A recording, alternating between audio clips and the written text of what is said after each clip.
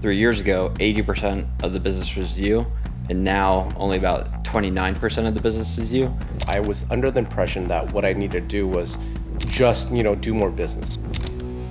I was letting 2 or 3 people go a week. People don't really understand, and agents specifically, why they refer you. It's not just because they had a good experience. It's because What was some of the hardest lessons that you had to learn? most agents try to get away with just and this is the biggest mistake.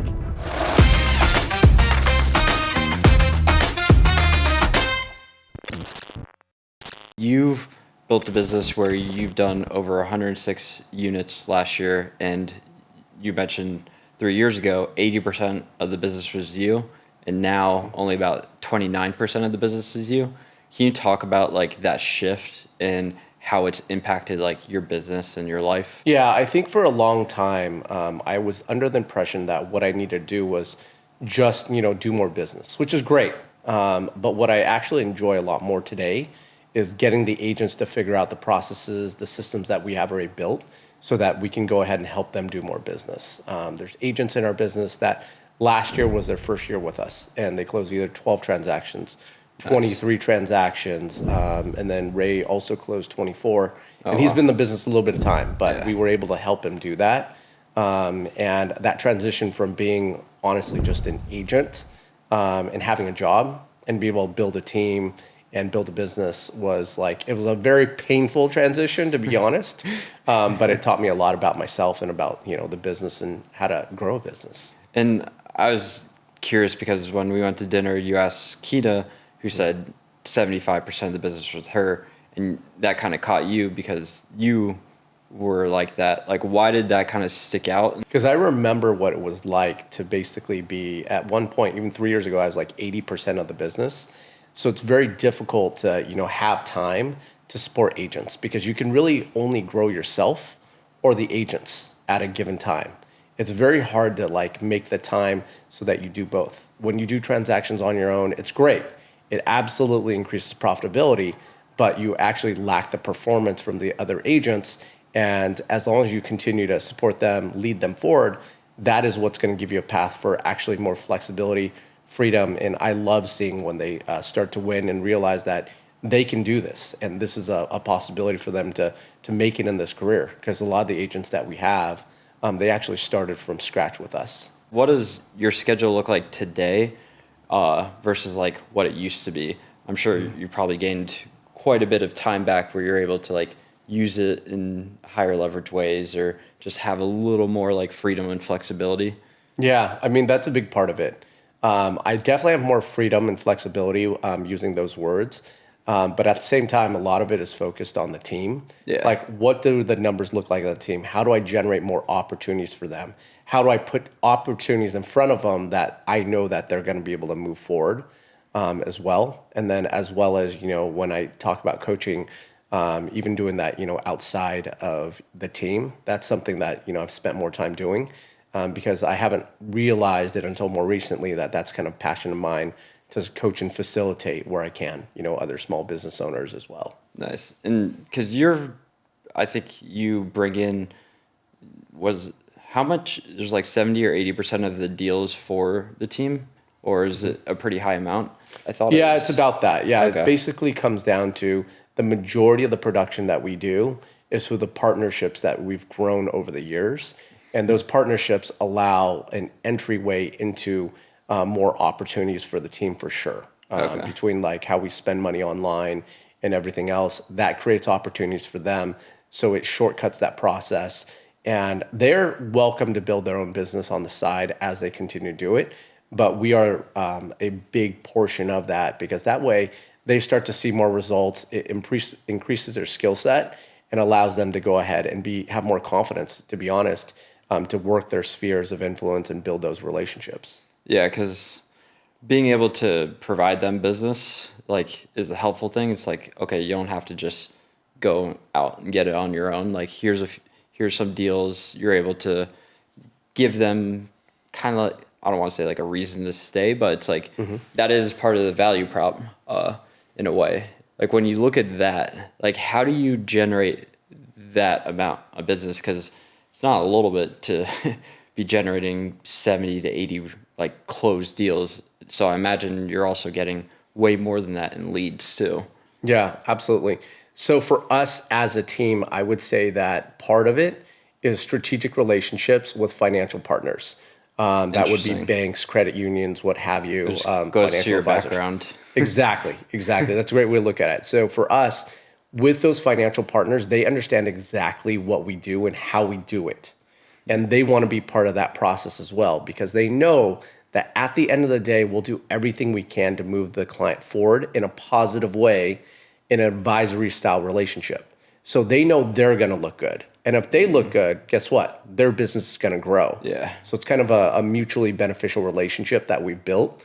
So that's where a lot of our stuff, comes from. It comes from past clients, but I would say the financial partners, accountants, like CPAs, even attorneys are good relationships for us because the biggest problem I would say with financial professionals or people that are like even advisory style, they don't want to work with real estate agents because of their experience with a real estate agent that maybe was not as professional, Yeah. as committed, or had a fiduciary responsibility like they do. So when we're aligned that way, it allows me to continue to build those relationships for sure. Interesting. In what aspect of finance? Because there's like banks, there's financial advisors, as you mentioned, CPAs. Like, what did that look like for you? So for us, like we're a partner with Chase Home Story as well. So Okay. that is where I used to be at Chase. But basically, if they have someone looking in certain areas, like you can be included in that list. And that's available for every agent across the US. Like all Interesting. you have to do is look it up, Chase Home Story. You connect with a local, loan officer in one of the branches. And if there's someone looking in those areas, you can actually be one of the people that is selected to go ahead and be introduced to that person. We work a lot with credit unions. Schools First is the largest Okay. credit union in California by assets. My wife has worked there for 15 years, but actually that's not how the relationship, started. They wanted to make sure that their members were getting the same quality of experience as in the branch versus, in the real estate world, because as we know, there's some great realtors, and I know a lot of them, but there's also some realtors that are out for one of two things, just to get paid, or they actually will do whatever it takes to get the transaction closed. And that means sometimes it's counterparty to the actual buyer. But I would say that when it comes to us, then we have financial advisors, probate attorneys. Sometimes we do work with a divorce attorney as well, because it's a life events that actually create opportunities for agents to go ahead and, to shine, if you will. Interesting. So you've taken kind of like a B2B approach to building your business, like find a lot of the partners and then those end up being big referral partners for you. Yes, that's a great way to look at it because I didn't think of it that way until maybe like a couple years back. But it's these partners that allow us that we're all aligned. And it's the same way I look at the team. Because with the team, these are basically business partners of yours, whether or not you like it or not. And unfortunately, from a bigger scale, even the IRS is your business partner. They basically control part of your business in the way that you distribute money. You got to pay taxes at the end of the day. But I think partnership is even how we look at our client relationships because we have a shared vision, a shared goal. Yeah. They want to either buy a house, they want to sell a house. And if we have this goal completely like set up together, it makes it a lot easier for them to reach it when we're all aligned. I think any of the issues that we see in transactions as any agencies, it's probably because they weren't aligned at one point. Yeah, that's big. I was curious if you were to go back and not have the partnerships, how would you go about creating those partnerships again? Because I'm sure you've seen people kind of go about it the wrong way too. Yeah, I think that a lot of people start in this business based on what their title says. So when you become a real estate agent in California, on your note, it basically on your title, it actually says real estate salesperson. I don't know about you. Do you like going somewhere where there's a bunch of salespeople? Probably not. No. I don't either. And I think that that's the mentality that's wrong. And when you approach these relationships, oftentimes agents will approach them like, what are you going to give me? What do I get out of this? And that's the wrong way to do it. Or to try to sell them even into like, I'm so great, what have you. But unless you're aligned with figuring out what their goals are and what they want to do, and maybe you're aligned and maybe you're not, but that's really what allows us to continue to build those partnerships. Because if they're trying to reach a goal, how far are they on this goal? Is there anything that we can do to increase the results to help them kind of get their goal? That's really what the key is. And that's definitely part of our conversation as well. What does that sometimes look like for like one of the credit unions or banks to be able to like earn their trust for the relationship? Think about this. Let's say that they know at a credit union that there's going to be X number of members that are going to be looking for a home loan. And they'll say, well, at this year, I want to make sure that I get this many number of positive reviews. Believe it or not, even though the member is actually just reviewing the loan process, the real estate experience is actually going to play a big part in there. Yeah. So at the end of that review, we guarantee, all right, we'll do everything we can to check in along the way, because we asked, how would we rate from a scale 1 to 10 at every major milestone in the transaction to make sure that you're able to reach your goals. Once they're under contract, we'll ask, how are we doing on a scale of 1 to 10? Is there anything we could be doing better? Once all contingencies are removed, at the final walkthrough and at closing. Because if we're checking the relationship and how we're doing each step of the way, I guarantee that even on the loan side, when they ask for a review, because they will, they can say that, we did great. And they did great because it's all kind of together. So that's just one idea of basically how we've used whatever their goals are. If they want more positive reviews because that's how they're tracked, then we want to make sure that we're aligned there. Yeah, it's kind of like doing a NPS, like customer satisfaction 100%. survey throughout. Yeah, that's exactly how I would look at it. Just out of curiosity, like, because one, you have agents doing 1 to 2 deals a month that have gone from zero, and then you also like coach and as well, and then you've done it yourself. If someone says, hey, I maybe do like a deal or two a month and they kind of want to scale the business, kind of like you have in the past, like what does that usually look like? Yeah, that's a really good question because it's something that comes up a lot. Really what it comes down to is figuring out, and we look at what's working in their business first. Then we look at what's not working. And then we are always going to say, all right, what are the things that support the things that are working? Is it a scalable thing that they can do more of? And if it's unscalable, that's okay. But you still have to figure out how much time it's going to take to go ahead and do it. Then once you figure out what's not working, that might be something that you completely cut away. Because let's say that they're posting on social media, but they're posting crap, like just listed, just sold all day long. And like, no one likes this stuff. And they're getting mad. But they spend a lot of time curating this, I'm going to say, content that's not working consistently.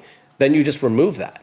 And then if you just take that small section of time, apply it to what's working, that's really what it is. Because people are biometrically designed to work a certain way, to want to work with certain people. When I started, I didn't want to go to all my friends and family and say, you know what, do you need to buy or sell a house? That actually gave me brain damage. The idea of that freaked me out. I definitely didn't want to do it. And 50% of people are going to rather talk to strangers. 50% are going to want to talk to their sphere of influence. I would rather cold call expireds, which a lot of people told me to F off. One time I was chased out of a yard by a big dog because he's he didn't want to talk to anybody, stuff like that. But that was okay for me because you got to choose what is going to work for you. But unless you do an analysis on looking at your sources of opportunities, then it's very difficult to figure out how you scale up on that and how fast you can scale up. That was a little bit kind of what we talked about at dinner, where it's like when you have a business model that works, it's like take that and then scale that.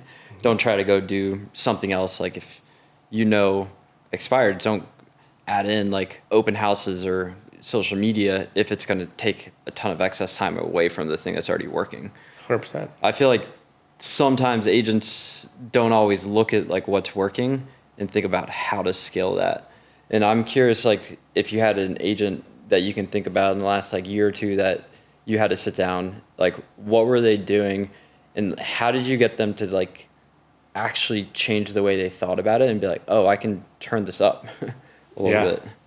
Great question. So for me, Mina, who did a couple deals from his sphere of influence, he just realized that he had to post more consistently. People were looking at his stories. But then he did a home buyer seminar, with an attorney. And even though that by itself didn't generate a lot of opportunities, he kept inviting people also to that home buyer seminar. And just by the nature, because everyone likes to be invited. Not everyone has time or the ability to go. But because he invited people to that, he actually ended up doing 3 buyer consultations on people that didn't even attend the home buyer seminar. Interesting. Because oftentimes it's the event that triggers other opportunities. And it's as a fact, he did the work to get the word out about it because he thought the results would come as, let's say 10 people show up to my home buyer seminar. And I think it was like a few groups, but he thinks, well, it should be 10 and then there'll be 3 that are interested and I'll do a buyer consultation on 1. That's how he looked at the math. But the reality is that people that didn't even attend, that got the invite, but were curious and said, can you connect with me on my next one? I said, well, then why don't you just ask them if they would like to do one custom just for them? And then they were like, well, that's even better. Yeah. So that's actually where the opportunity is because what we think is going to be a linear line in real estate is almost never that way. I don't know if you've seen this, but it kind of feels like sometimes in sales, you end up doing like 3 to 5 different things because you're just trying to find something that works. And then you're like, cool, it works, but then I'm going to do this. And then don't always look back and like, oh, this is working. Let's keep running that play. You have to start to look at the business more like from a math perspective. Yeah. And it comes down to experimentation, right? Because you have to figure out what you're going to do, how you're going to do it, and how long you're going to try it until you know whether or not it's going to work. Because otherwise it ends up being an open loop forever. And then you never go back and do the research because it's that inspection that allows you to say, all right, well, these are the 3 ways I got business. How can I double down on what's working and remove what's not working so that we're more consistent? It sounds very simple, but I'm going to tell you that we should have spent a lot more time doing that because then we're banging our head against the wall when we're not seeing the growth. But that is a factor of not going back in time because your past will almost always show up in your future in one way or another. When you look at like the agents that you have on your team, like if you were to say, here's the 3 to 5 common ones that can do the best based off of what you've seen for you all. The first thing is that staying in front of the people that you've already served that have already experienced what you do is really what the key is. When people go, oh, my past clients are great, they always refer me people don't really understand, and agents specifically, why they refer you. It's not just because they had a good experience, even though that's part of it. It's that they know how you work. They already had a positive experience inside of your process, so they're already bought in. So the best thing to do is to spend time, brand new agents, I have them start to do buyer consultations on people that already own a home or have no chance of ever buying a home. Like they're like, I'm never going to buy a home. But you ask them for help. The reason we want to do that is because you can give them a glimpse into how you work. That's what they're hiring. People think when they're hiring an agent, they're hiring someone to do paperwork and show homes. Really, that's what people think we do. That's it. But if you can give them a glimpse into how you work and the process, because you can shop at Walmart, and that's great. I try not to because it's always a mess. It hurts my brain. Or you can shop at a department store, which is a different experience because it's very organized. And even if I had to pay more, I'd be willing to do it because there's a process and a standard that is different everywhere else. But I would say first, is to go ahead and get as many people to experience what you do as much as possible.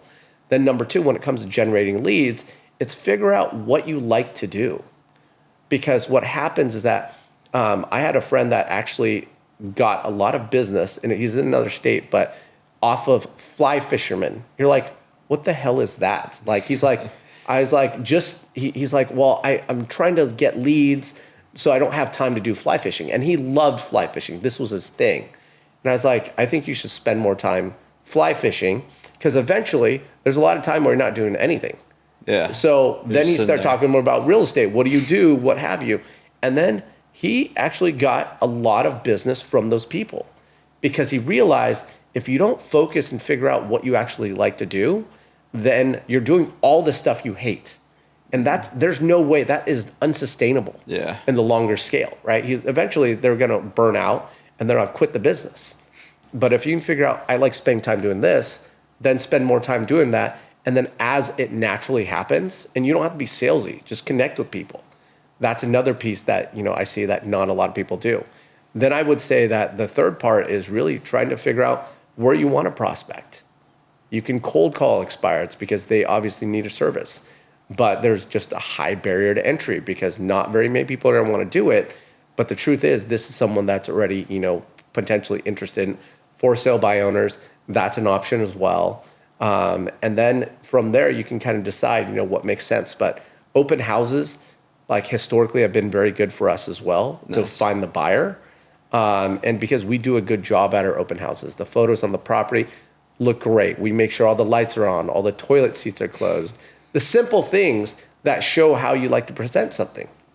So then what happens is the people that come through the open, they appreciate how we like to show up and present. And then that's going to automatically get you more clients too. You said something at the beginning. It was like you meet with people with buyer presentations before they're even really talking about real estate as a homeowner. And is that just part of like a system that you guys do on the team?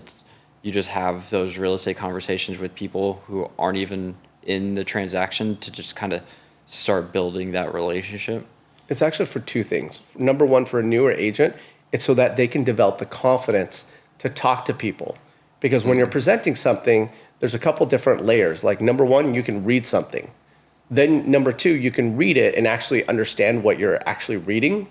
And then number three, you can read it, understand it, and double check that the other person is connected when you're talking about it, right? So it's actually to help them develop this confidence. But what happens, even if that person never buys a house, they know you're very good at what you do because you have a presentation. Most agents don't even have a buyer consultation. So then they say, well, if you're thinking about buying a house, you need to work with Andrew because he actually has a process. So even if they own a home now, they're going to know that you have a process. So they'll refer you to people that also are looking to buy or sell real estate. So it's really to get them into the experience. How do you even get the person to say yes to that? Because most people are adverse of dealing with an agent just in general, let alone not even really needing the agent in the moment. So what we usually do is we tell them, reach out to people that you already know, that you actually like, that like you. And the question I want you to ask them is that, hey, would you mind doing me a favor? I'm currently working on building a better buyer consultation. I'm not saying that you're ever going to buy a house, but if I can do this, I'd like to get your feedback on this and your opinion on what I'm doing, if there's anything I could do better. Guess what? People love giving you their opinion, whether or not you ask for it or not. Yeah. So this is an opportunity to do that. And they also feel like they're helping you. And at the end of those meetings, I'm going to tell you, people are like, wow, that was great. Even if they own a house, they're like, I wish someone did that for me when I bought my first house. So if you think of this, you've created a place where someone will likely refer you in the future. Because when you look at the math, out of like 100%, like a third of people will never work with you. A third of people will never work with me. They're like, you're Asian, I'm not into it. That's okay. Then there's a third that will say, Alex is great. I will work with him forever, no matter what. And then there's a third of people that don't really know you yet or have very limited experience with you. These are the people that if you did a consultation with, you turn the tide. So would you rather have 1/3 of the market, or would you rather have 2/3 of the market around your world?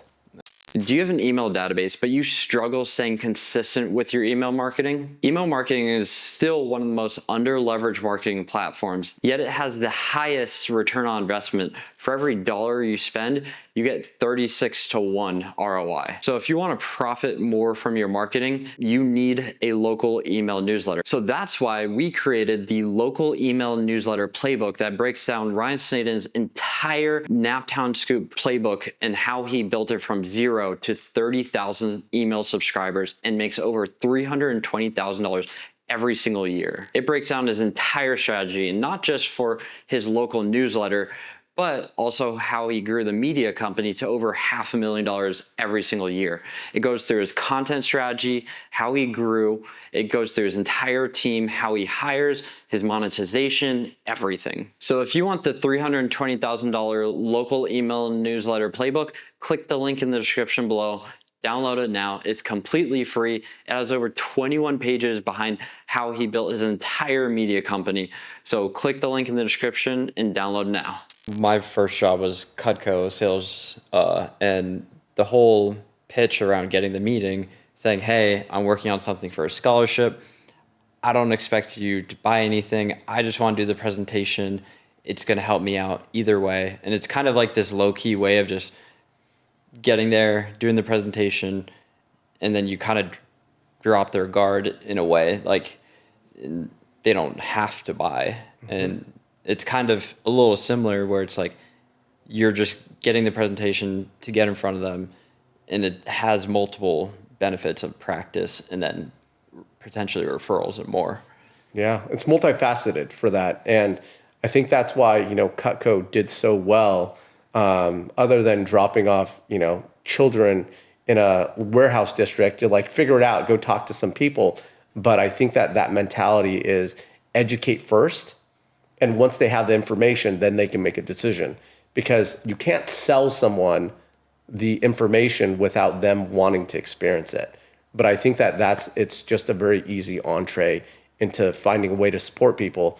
And worst case scenario, they can tell their friend about it and it's still valuable. When you look at like Kina and then you kind of compare where you were a few years ago, like what things did you have to put in place, or what did that process look like for you to start to move from 80% to like 29%?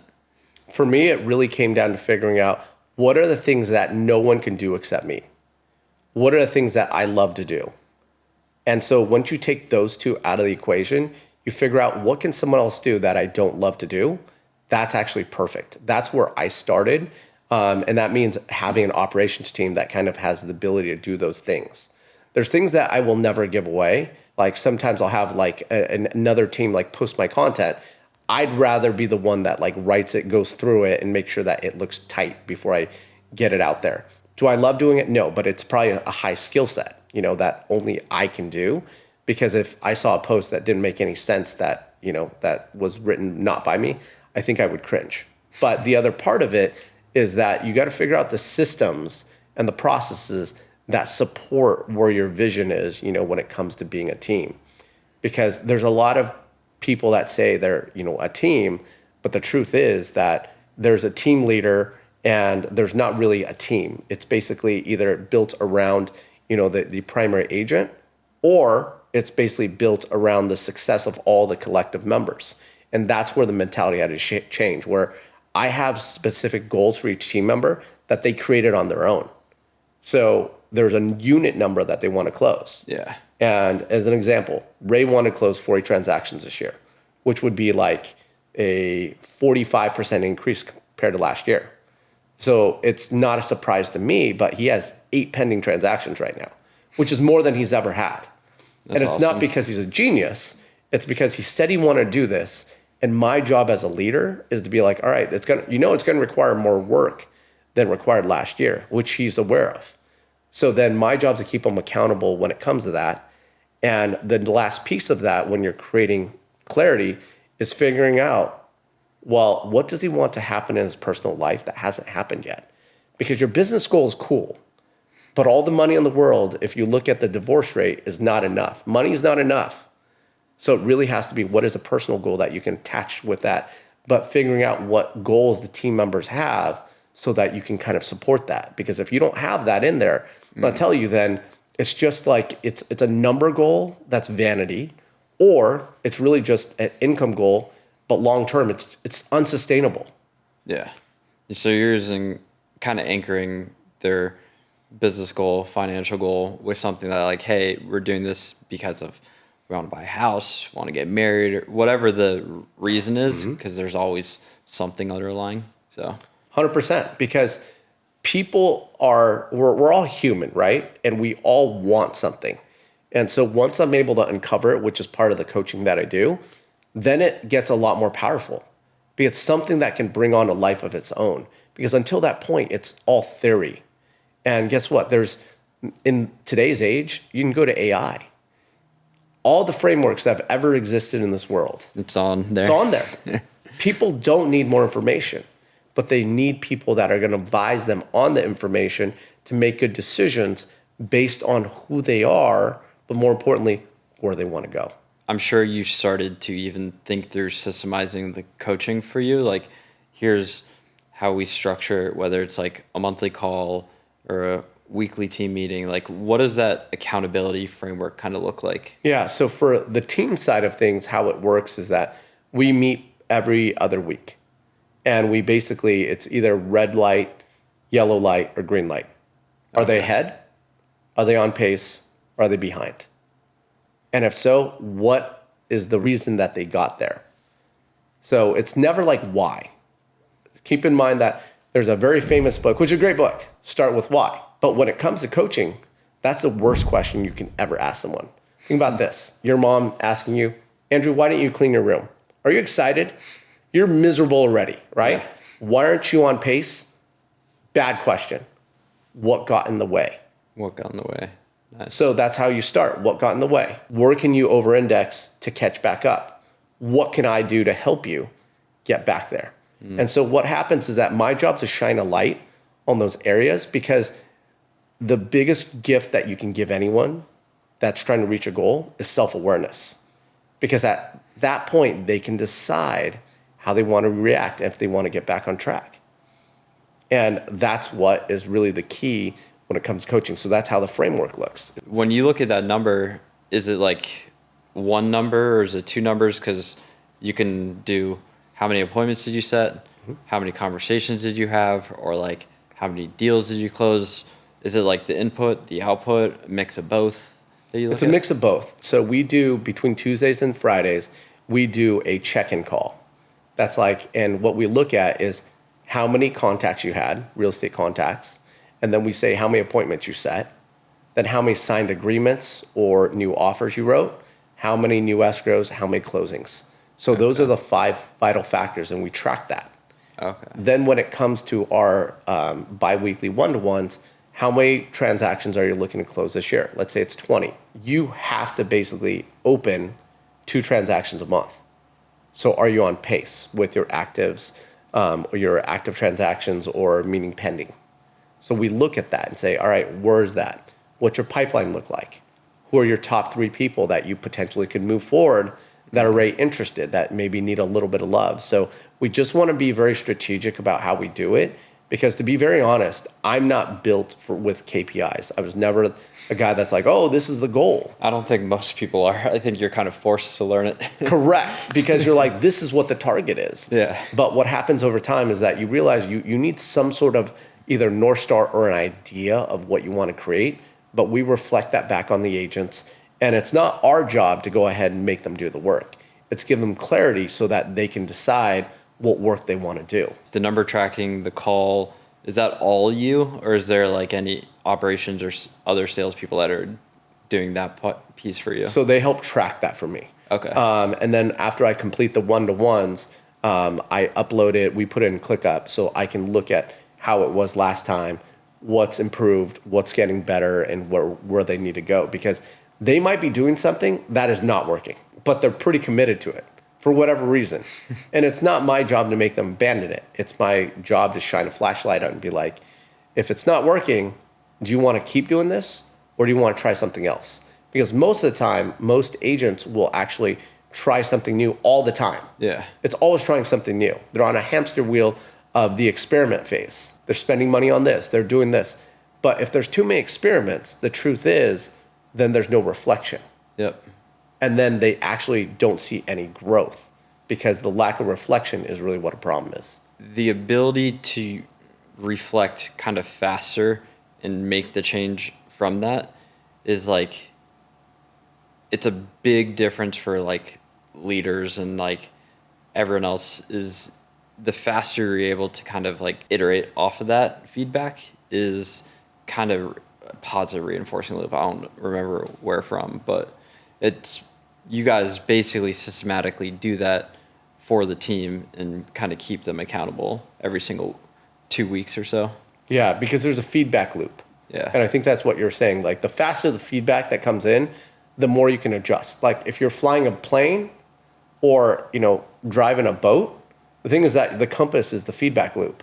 You know it's going to be off course like 90% of the time. Your whole job the whole time is to basically get back on course over and over again. Yeah. And that's, if you're trying to run a race, it's exactly the same. And if you're selling real estate, exactly the same. That's how we see it. So how do you look at it? Because there's prospecting stuff that can kind of give the feedback loop a little quicker, like open houses, et cetera. Then there's like farming that can take a little bit longer. It's like do you have to look at it from a different lens when you're looking at different things, or how do you think through that? Yeah, it depends on how they want to build their business. They know if they go in, because we generate a lot of leads, even through Google pay-per-click. The thing is that if they sit down for like 5 hours and make the calls, at that point they will probably have talked to like 500 people, and out of the 500, there's at least 5 people that are looking to buy or sell real estate at some point. It may not be tomorrow, but that's what the math is. And sometimes they sit down and just grind it out and make the calls. Obviously, not everyone wants to build a business that way. But if they want to build on farming, that's not a 5-hour commitment. That's not even like a 5-month commitment. It needs to be at least 12 months. Because depending on the turnover rate, you may not even break even, when it comes to it. So each strategy requires a longer term, because a different term rather, depending on the amount of feedback you're going to get at what point. Because I'll give you an example. We mail a lot of letters out, and it's like I have a buyer, or I keep people updated in the market. We have a listing in Costa Mesa, and I've sent 3 letters, which is 600 letters so far, and then no calls. So you're like, that's bad feedback. I have a lack of feedback. But today I get a text from someone, oh, we're thinking about selling, but we just had a kid. So my job is to go ahead and explore that relationship.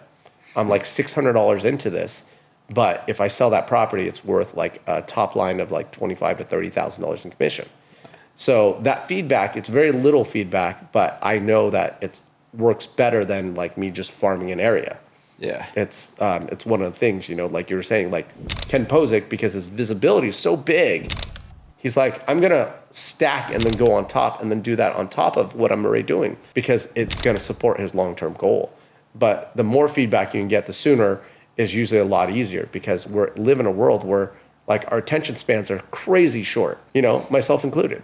So how do you create something? Because what people don't realize is how much you can accomplish in a day, week, month, or year, or 5 years, totally different. Especially when you compound week over week over week, and you're looking at the feedback, you're making the changes. That's how you end up doing 20, 40, 100 plus deals. Mm-hmm. So I was curious about like the team side. What do you see wrong when it comes to like hiring agents on the team, and like when people are the right fit versus the wrong fit, and they're just not going to kind of fit within the model and the team that you want to build? Yeah, it's an interesting question, because I will tell you that I know teams of 60, 80, 100 people, where some people like each other, some people don't.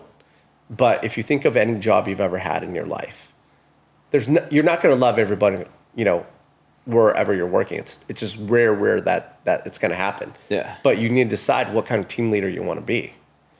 Because what I realized when I scaled up the team, within 6 months, we hired like 23 people. Wow. Is way too fast. So we didn't really even get to know the people. We just kind of put them all together. Hey, let's see what happens. I'm going to tell you, like, if anyone that hires an agent and the agent says, well, we're going to do this and see what happens, that's an agent you shouldn't hire. And I'm basically saying that as a team leader, this is what I thought we should do. We should just try this. And it was a mistake. Because we literally, within 6 months, I was letting 2 or 3 people go a week. Wow. Because I realized what kind of team we wanted. I wanted everyone to like gel, support each other. When people use the words like community, I found my community. People that, like, well, my significant other wants to move, but I don't want to move because I finally found like a group that I feel very comfortable with, and I don't want to leave. that's exactly when I know that I'm doing it right. We are very selective, but I think that you, as a team leader, you have to decide what kind of team you want. Because it is true, though. At 26, we're definitely going to close more transactions than we would at 3 because they're just going to bump into a transaction. But then it's going to be very hard to maintain standards because on our team, if you can't at least close 2 transactions a quarter with the opportunities that we make possible, then you're basically trying not to go ahead and like stay in the business. I remember when I was in mortgage and I saw a person with a 501 credit score and everything on their credit was late. Everything, consistently. You have to work at getting a credit score that bad, okay? So when it comes to being on the team, if you're given all these opportunities, then we have standards for our team. And I think that, on some of the other teams, I don't think they're standards. And that's okay because they don't need standards because that's not important to them. But I would say that the biggest thing to take away is that you don't know who's going to make it sometimes because as we all know in any relationship, it could be work or otherwise, getting a job and keeping a job are completely 2 different things. Yeah. And in a relationship, oftentimes, like when it's a romantic relationship, people are not who they actually are for the first 1 to 3 months. And then it falls apart after that because they're like, oh, I had a long history of really short relationships. They lasted 6 months and they were over. And I realized that was me because I was not being who I really was until 6 months and a day. And then I'm like, all right, then it wasn't a fit anymore for the other person or vice versa. So the sooner you realize what kind of a team you want, and more importantly, the question I ask myself all the time is, what will I accept and what will I reject? And that defines everything. So you always, even with people in your life, and this could be team agents too, what you can decide what you will accept and decide what you will reject. But you should never tolerate because a lot of people in this life, and team leaders included, just tolerate stuff. That's why they hate their team. They're like, I don't like my team because they haven't taken a stand. They didn't decide what they're willing to accept. They don't know what they will reject. And then they just continue to tolerate, begrudgingly. I think it was Robert Refkin I heard say this. It's like, you're not who you hire completely, you're who you fire. Just that idea of it's the people that you keep in the organization or the business are the culture and the standards that you allow. I totally agree. Some people just you're not aligned and you don't have taste. You don't have a standard for what you will accept. And that's a mistake. Because once you start cutting the standard, because I had core values on the wall for a long time, even before I started the team. But guess what? They were not enforced. So standard that is on the wall, that is not enforced, is actually not a standard. That's just the reality of, how I see a team now. So how did that change now? Who you hire onto the team, how you bring them on? I imagine you shifted your entire recruiting at this point. So there's just a couple questions I ask. I need to find out, number one, how many homes they want to sell. Because sometimes they're like, I just want to sell 1 house a year. And that's okay. That's just not a fit for us because the amount of work and training it's going to require to sell 1 house, it just doesn't math for us, right? So we go, how many homes do you want to sell in a year? And I also ask them how much they want to make in a year. Do you have any guess what the most common number is when I ask people how much they want to make in a year? 100,000. It's always 100,000. And that's when I have to be very careful because that 100,000 is a made up number. It's always been 100,000. They didn't even think about it. They just made it up. Yeah. So then I'll be like, what if you only made 80,000? Would that be okay? Maybe that's a little bit less than I wanted. What about 60? Would that be okay? Well, that would be less okay. I'm like, what about 40? So if they're willing to reduce their expectations and their goals so quick in this, they're actually not going to follow their word because they've already reduced their expectations in front of you. And then I also ask them, what they want to happen in their personal life as a result of having a great 12 months in real estate. Again, if they can't think of a personal goal because they don't set goals, I will not have the ability to help them leverage their business goals into their personal life. Yeah. And without that link, because I believe what happens in your personal life will show up in your business life and vice versa. I've just not seen agents do that. And they've not been successful. But that's my limited experience, obviously. I imagine that, like, one, if we just use 100,000 as an example, average commission, maybe 10, 15, 20, depending on your market, higher or lower. And it's like, that could be like 5 deals a year. But then you talk to them and you're like, well, did you count the fact that you're gonna have to pay 20, 30% of taxes into that number? You're gonna have to do this. And it's like, now that it changes, you have to go higher. Right. So especially Orange County, it's like, you're gonna have to make more if you wanna have more. So Yeah, if you want to live in Corona Del Mar, you're not gonna, unfortunately be able to just sell all the homes and less homes in like a lower income zip code. It's just not gonna happen. yeah. You either have to do more units or do bigger units. I saw that you said is like, don't clone yourself in your business. Like, that's a little paraphrase, but like, why do you think that way? And why do you kind of recruit people that are a little more different? I thought, when this is me thinking, I'm gonna hire someone just like me. That guy was a dick. So then I'm like, maybe I'm kind of a jerk sometimes, right? But what I know is that what my vision is not going to be aligned with everyone's vision, and that's okay. So that's why, as a team leader, now my focus is to figure out what their individual visions are, and let's work on those together. But if I was just to clone myself, I'm actually not a good team member for myself, and that's what I realized. Because it's not just because on the disc profile I'm high DI. It's that other people, if they want to be very influential, they want to do things on their own. So they're not going to follow a process. And for me, the only reason I believe that clients consistently hire us is because we have a process. If you look at our hundreds of reviews on Yelp, on Zillow, even on Google, none of them, zero, which used to like make me bummed out, but none of them say, Alex is so fun to work with. It's not on there because that's not what my thing is. I'm not like, you're going to have fun with me. I'm going to make sure you know everything you need to know. I'm going to be complete transparent, and I guarantee that. So what I have to find, though, are agents that actually want to do a really good job, who love following a process, and who want to make sure the people that they're working with, because even though we call them leads, these are people, also get to experience the process. Because that's why they hire us. When you buy an agent, most agents try to get away with just personality. And this is the biggest mistake. And this is why I think I used to be in mortgage. I think the reason that mortgage people and realtors don't get along is because with most realtors, they have no process. They're all personality. And then a lot of loan officers are like, yeah, Process. I know. Exactly. I just met you. Can you give me your tax return? Let me see you naked. That's basically what they're saying.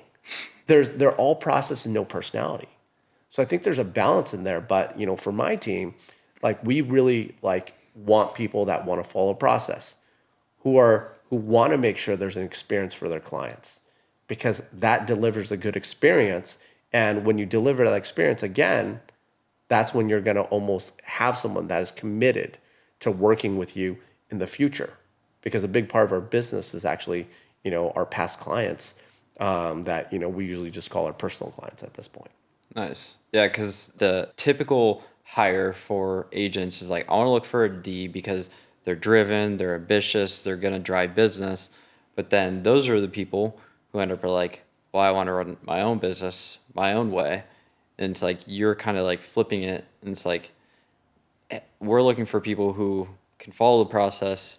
We have the process. They're still driven, ambitious, want to do stuff, but that like high D is probably not the best fit for like a team, because they might want to go run their own team. Yeah, and it's nothing wrong with that. Yeah. I think that some people join a team to go ahead and get experience, and later on they're like, well, I want to start my own team.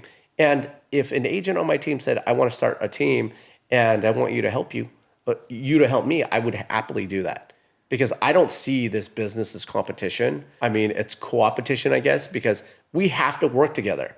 Because if I burn an agent on a transaction, there's a chance eventually they're going to come up again. Yeah. And then what have I done? I've basically damaged the likelihood of my client getting what they wanted because I honestly just wanted to feel, really big about myself.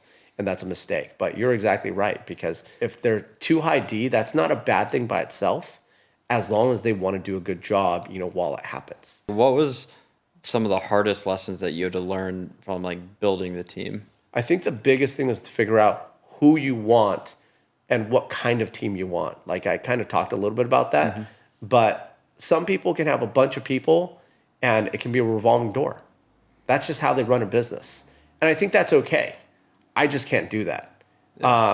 There were times where at my brokers, they're like, hey, do you want to be assistant manager? Do you want to be manager? I can't have people around me that I don't want around me. That's what I realized about myself, in running a team. The second part is, building the systems that are actually able to support the business. I used to go too deep into like having complex systems to do simple things. Yeah. And what you realize is if it's too complex, People don't use it. they don't use it at all because they're like, if there's like 11 steps, why am I doing this? So then when I'm on Amazon, I'm like, one-click ordering, it's weird that this thing is going to be at my house in like 4 hours, but I didn't want to like select which one. I'm like, this is the one, right? So I would say simple solves the complex. That's another piece that, we kind of realized. And I would say the last thing is that accept or reject. Like accept who you want and reject what you don't, because otherwise you're just going to have a life where you're just miserable. And I think that's the same as a team leader. Yeah. When people want to leave the business, I don't think they want to leave the business usually when they have a team, because it's usually because their team has either outgrown them, or the bottom line is that they just built the wrong team for them. You've talked about a few things. You said, like, you use ClickUp. You have operations person, talked about systems.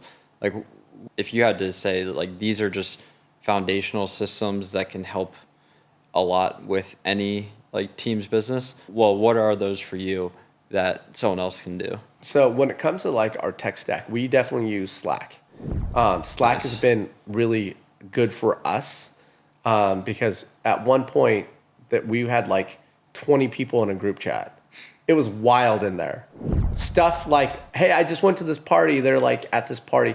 And the next thing you're like, happy birthday. Then you're like, hey, there's an emergency at this property. And it all gets lost in the thread. 100% is wild in there, right? And that's not what you want. So Slack has been really good for us when it comes to like tech.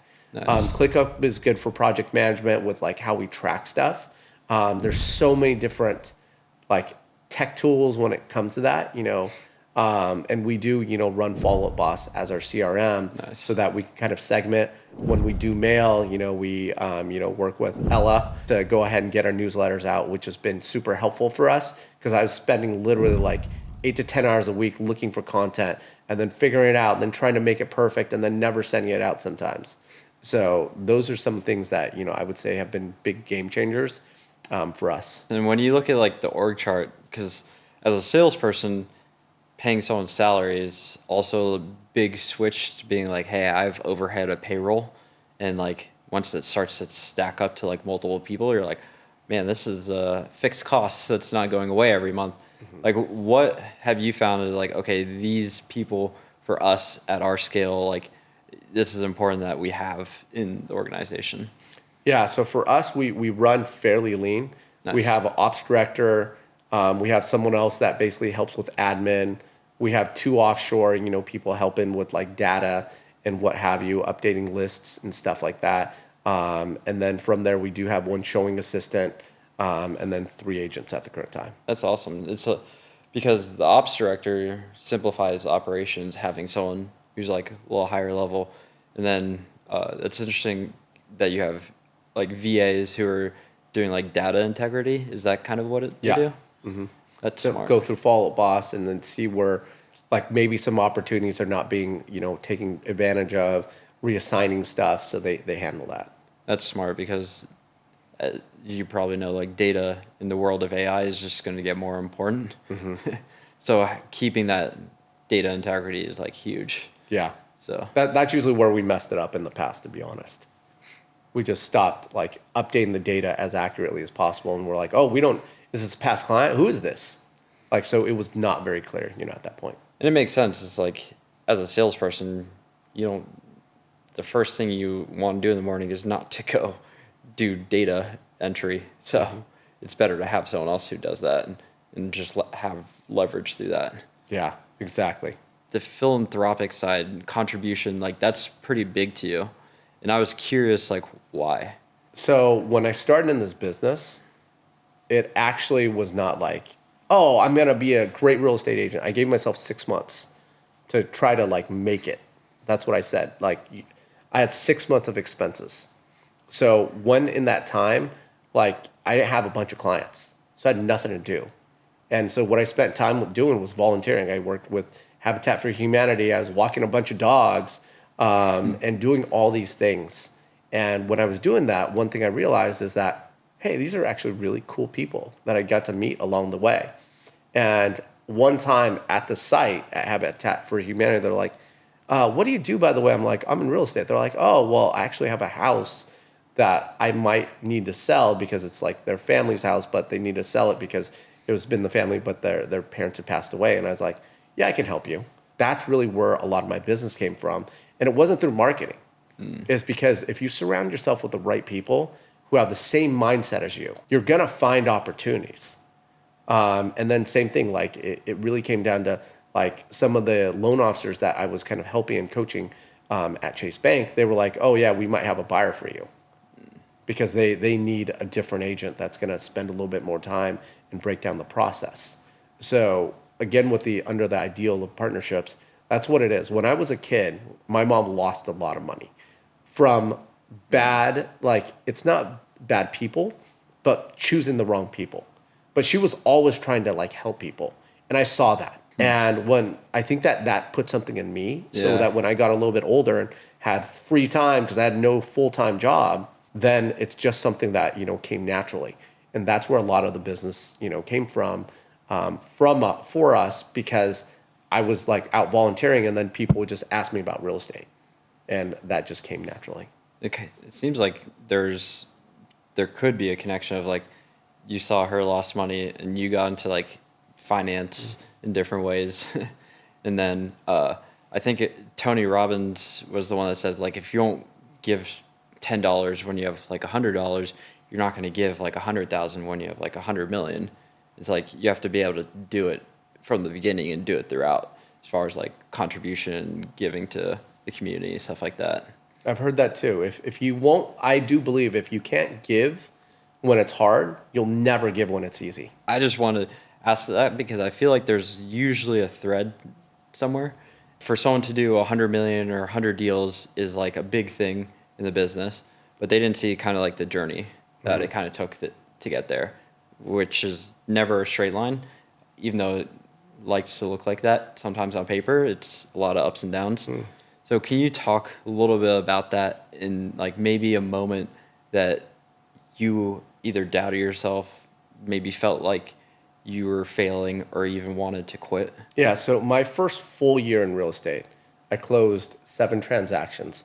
I helped 7 families at that time. Then I did 17 families the year after. So I was like, wow, look, I doubled, which is easy in any startup if you actually look at the math. But the next year I only helped 11 families. And I was like, what did I do wrong? Like, why am I not like, why can't I do more this year? It's because I didn't do the reflection. I didn't look at my business. I was just in the business, just doing stuff. And that was the problem, because then I really connected and then started going back to our partnerships, because that's what I said. I'm like, why am I not looking at partnerships? And at that time, I had another agent that was showing agent, brought him on. And that next year we did 43 transactions. Then we did 73. And then during COVID, but the prices were a lot less. In 2020, we helped over 100 families, because during COVID, we didn't stop working. Yeah. Our office had like locked the front door, and I'm like, they put chairs in front of it. They said, you're not allowed to come in. And I was like, what are you guys talking about? Like, I'm not going to just sit around, because a lot of other agents I knew, they're like, we're just going to wait and see what the government says about this. See what happens. And I was like, well, you know what? They're not paying my bills. this voucher or stipend, you remember, like everyone's Yeah. getting. I'm like, what is this? Like this is not enough to like make it through the week. So we kept working. But I would say, when that 17 transactions, I didn't have a coach at that time. But that following year is when I hired a coach right after I only did 11 transactions. I'm like, something's not right. I need someone to like clarify and point me in the right direction. That's why I'm such a big believer in coaching, Yeah. because I doubted myself. I'm like, maybe this isn't for me. Like, how can I go backwards so early in this business? I feel like it's a little underrated because people look at coaching and they're like, I have to pay X a month. And not all the time. Sometimes you could just have a coach who's like a mentor or friend, someone who's at a different level. Like, I feel like those people have helped me get here. I think obviously you would probably say the same. It's like having all those different like coaches and mentors have allowed you to like grow a lot, probably faster than the average agent. Yeah, and I think you're right. I would say I have advisors in my life who I ask questions of. I'm like, what do you think about this? And the value isn't their answer. Their value is how they think about the answer. Because what you're really trying to figure out is how they think. Yeah. Because if you can understand how they think, it gives you the ability to think through how you're going to move forward. And sometimes coaching's super expensive, right? And people say, I can't afford coaching. That's what they say. But the reality is that coaching is something that almost always pays for itself tenfold over time. But overnight, you're not going to automatically see the results usually. It's something that happens, over time. But, for me, coaching has been like a big part of it.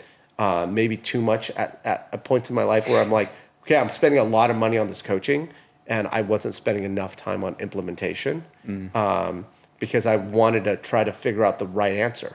Just like when you're thinking about real estate, people are like, if all of the lead magnets online for agents are, we have the perfect blueprint to build $100 million business. We have the perfect plan to do this. Magic pill. The magic pill, which people love. Yeah. But there is no magic pill.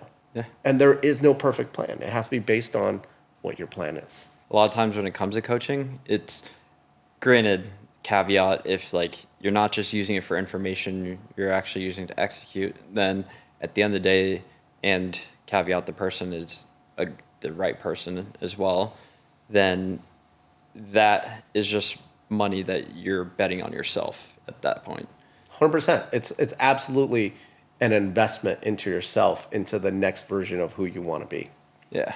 When you look at like everything that you've learned, the people that you've been around, if you were to say, like, what does world-class leadership mean to you? What I would say, world-class leadership really means showing up and asking the right questions of the people on your team. Because I think that a lot of leaders, the biggest thing that they lack, which is the most important thing, because I was guilty of this, is they lack clarity on what problem they were trying to solve. And once that happens, if the goal is just to sell a bunch of houses, that's great. But I don't think it's a big enough thing. It's a big enough rock to go ahead and get people to work 24/7. It's not something you can be passionate about. Yeah. And so figuring out what problem you want to solve, and you just start that with what pisses you off. You can go into what breaks your heart. And once you have those questions, it helps you understand who you are. Because once you understand who you are, it's very easy to figure out, or at least becomes a lot easier, of what you're trying to build.